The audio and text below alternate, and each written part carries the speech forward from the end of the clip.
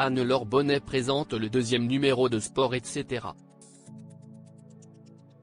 Sur Public Sénat. Tout savoir sur l'émission de ce samedi 17 décembre 2022.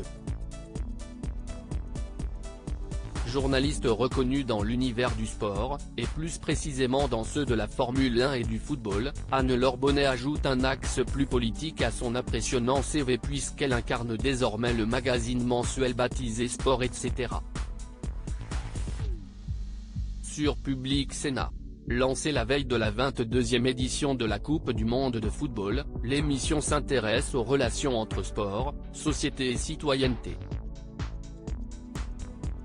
L'organisation de débats permet de décrypter l'ensemble de l'actualité sportive à travers le prisme et le point de vue citoyen tout en expliquant et démontrant l'influence grandissante du sport dans les sociétés, l'économie, la sociologie, la politique.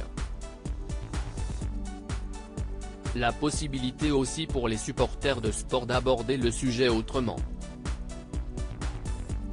Le deuxième numéro est programmé ce samedi 17 décembre à 19h.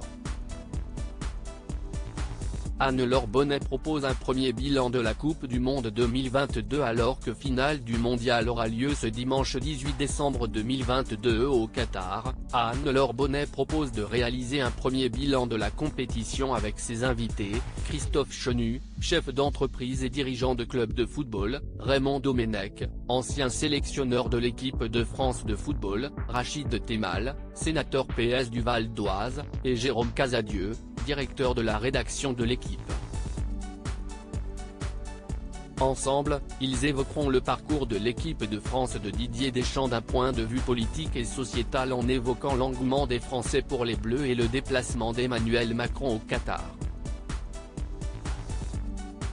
L'occasion aussi d'aborder l'exploit de la sélection du Maroc d'Achraf Hakimi, première nation africaine à se hisser en demi-finale d'une Coupe du Monde, qui s'est révélée être une fierté pour tout le monde arabe.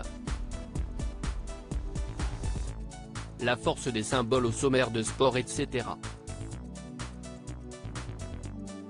Au sommaire également de l'émission présentée par Anne-Laure Bonnet, une rétrospective des images fortes du mondial, de la protestation des Iraniens ne chantant pas leur hymne, aux Allemands portant leurs mains à la bouche au moment de la photo officielle, en passant par la première participation d'une femme en qualité d'arbitre central lors d'un mondial masculin. Le parcours de Stéphanie Frappart sera certainement évoqué avant d'étudier les audiences télé et l'impact pour l'image du Qatar à travers la planète.